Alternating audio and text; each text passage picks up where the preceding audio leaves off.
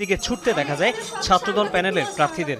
অভিযোগ ওই হলে ভোট কারচুপি হচ্ছে, কিন্তু সেটি যাচাই করতে গেলে আমরা ছাত্রদল নির্বাচনকে বয়কট করেছি এবং এই নির্বাচন বয়কট সাপেক্ষে লিখিতভাবে আমরা নির্বাচন কমিশনে লিখিত জমা দিয়েছি। কি কি কারণগুলো ছিল? জাহাঙ্গীরনগর বিশ্ববিদ্যালয়ে ছাত্র সংসদ নির্বাচনে ছাত্রদলের ভোট বর্জন এবং নির্ধারিত সময়ের যে ভোট গ্রহণের সময় ছিল সকাল 9টা থেকে বিকাল 5টা পর্যন্ত, সে সময় কিন্তু শেষ হয়েছে। এখন যদি আপনাদেরকে বলি, এখন কিন্তু ঘড়িতে সময় বাজে প্রায় 6টা 30 মিনিটের মতো বাজে। নির্ধারিত 1.5 ঘন্টা পরও এখনও কিন্তু ভোটারদের দীর্ঘ লাইন আমরা দেখতে পাচ্ছি। তেমনটি কিন্তু আমরা আপনাদেরকে এই মুহূর্তে কবি কাজী নজরুল হল থেকে। আসসালামু আলাইকুম ওয়া রাহমাতুল্লাহ। আপনারা শুনেছেন আবারও জাকসু নির্বাচন, জাহাঙ্গীরনগর বিশ্ববিদ্যালয় জাকসু নির্বাচন হচ্ছে, সেখানেও ভোট বর্জন করেছে বিএনপি, অর্থাৎ ছাত্র দলের প্যানেল।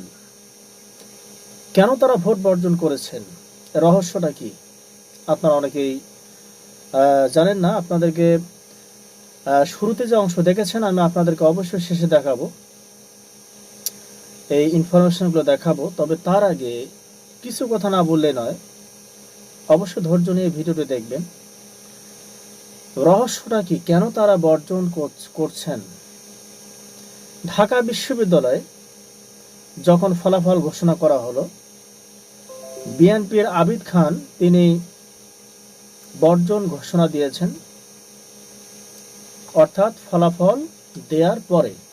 আসল রহস্যটা আমি আপনাদেরকে আজকে উন্মোচন করে দিতে চাচ্ছি। অবশ্যই ধৈর্য নিয়ে ভিডিওটি দেখবেন, এখান থেকে গুরুত্বপূর্ণ ইনফরমেশন আপনি পেতে যাচ্ছেন। তো যখন ফলাফল দেয়া হলো, তারপরেই আবিদ খান, বিএনপি ছাত্র দলের আবিদ খান ভিপি প্রার্থী, তিনি মূলত বর্জনের ঘোষণা দিয়েছেন। এতে করে অনেকেই বলছেন যে আপনি যদি বর্জন করেন তাহলে কেন আগে বর্জন করলেন না। তো এই বিষয়টি ওই মুহূর্তে বলা হয়েছিল। এখন জাহাঙ্গীরনগর, ঢাকা বিশ্ববিদ্যালয় যখন বিশাল ঐতিহাসিক জয় পেল ছাত্র শিবির, জাহাঙ্গীরনগর বিশ্ববিদ্যালয়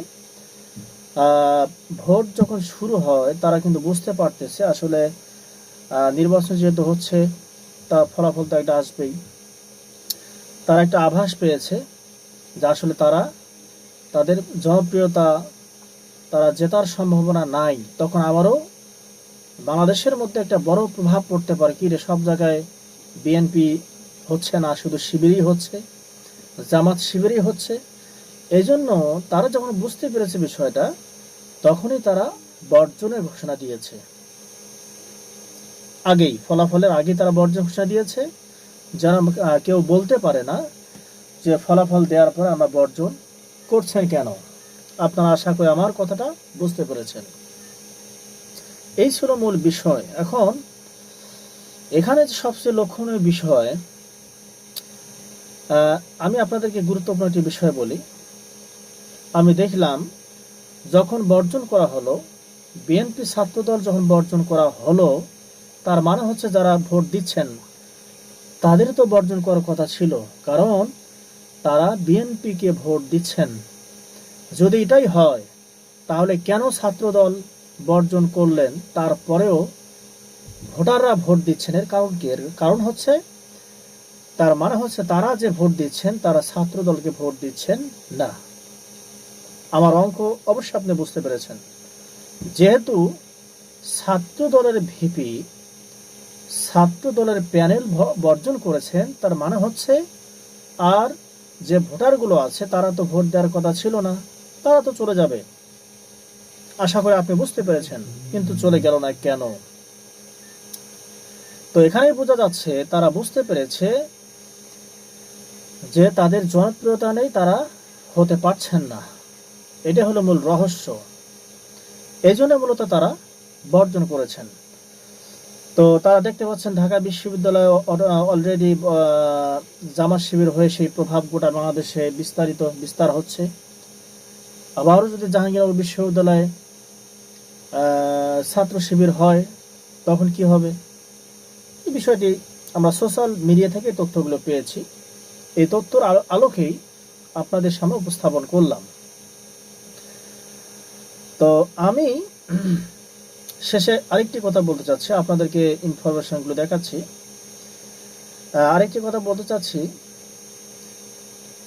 আপনারা অবশ্যই বিএনপিকে ভোট দেবেন, তবে শর্ত একটা, তারা 5 ওয়াক্ত নামাজি হতে হবে, কোরআনের সংবিধান প্রতিষ্ঠিত করতে হবে, ইসলামের ঝান্ডাবাহী বাংলাদেশের মধ্যে স্লোগান দিতে হবে, লিল্লাহে তাকবীর, আল্লাহর নামে স্লোগান দিতে হবে। এই সমস্ত কিছু যদি করতে রাজি হয় তাহলে আপনি ভোট দেন, কোনো সমস্যা নেই।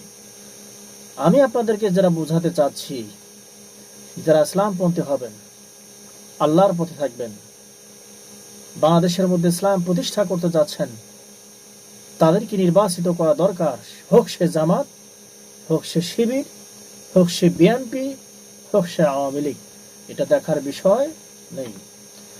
তো যাই হোক, যারা বলছিলাম আপনাদেরকে তাদের বর্জন যে করেছে সেই অংশ কিছু দেখাবো, আপনারা দেখলেই বুঝতে পারবেন। আর আমি যে কথাগুলো বলেছি, আমি চাই বিএনপি যেন কোরআনের সংবিধান প্রতিষ্ঠিত করবে এই কথা প্রতিশ্রুতি দেয়, তাহলে আপনি বিএনপিকে ভোট দেন, কোনো সমস্যা নাই। তো যাই হোক, কথা নয়, আমরা চলে আসি কাঙ্ক্ষিত ভিডিওটি দেখার জন্য। জাহাঙ্গীরনগর বিশ্ববিদ্যালয়ে ছাত্র সংসদ নির্বাচনে ছাত্রদলের ভোট বর্জন এবং নির্ধারিত সময়ের যে ভোট গ্রহণের সময় ছিল সকাল 9টা থেকে বিকাল 5টা পর্যন্ত, সে সময় কিন্তু শেষ হয়েছে। এখন যদি আপনাদেরকে বলি, এখন কিন্তু ঘড়িতে সময় বাজে প্রায় 6টা 30 মিনিটের মতো বাজে। নির্ধারিত 1.5 ঘন্টা পরও এখনও কিন্তু ভোটারদের দীর্ঘ লাইন আমরা দেখতে পাচ্ছি। তেমনটি কিন্তু আমরা আপনাদেরকে এই মুহূর্তে কবি কাজী নজরুল হল থেকে, জাহাঙ্গীরনগর বিশ্ববিদ্যালয়ের কাজী নজরুল হল থেকে সরাসরি দেখাচ্ছিলাম। আপনাদেরকে যদি বলি, অনিয়মের অভিযোগ এনে ছাত্রদল কিন্তু ভোট বর্জন করেছে। এর পাশাপাশি আমরা বাম একটি সংগঠনকেও ভোট বর্জন করতে দেখেছি। তবে তারপরও ভোটারদের উপস্থিতি এতটাই বেশি যে কবি কাজী নজরুল ইসলাম হলে এখন পর্যন্ত ভোট গ্রহণ শেষ হয়নি।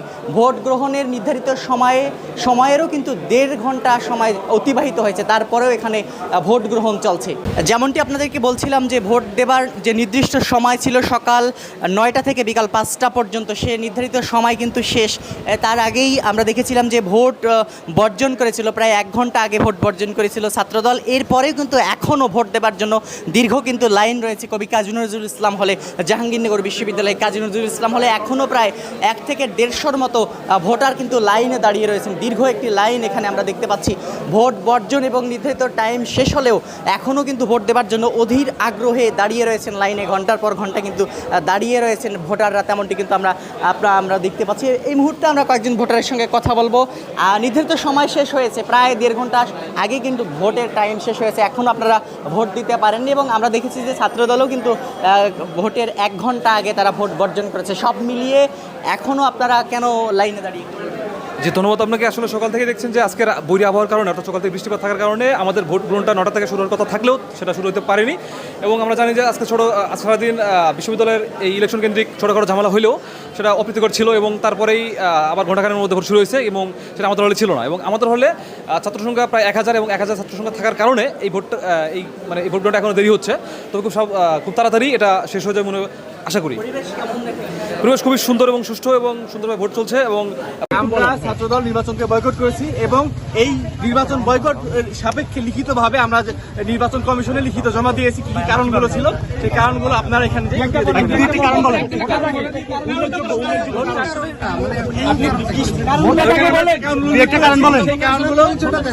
আমি সুলাইমান হোসেন, জাতীয় ছাত্রদলের সাথে যুক্ত আছি। আমি একজন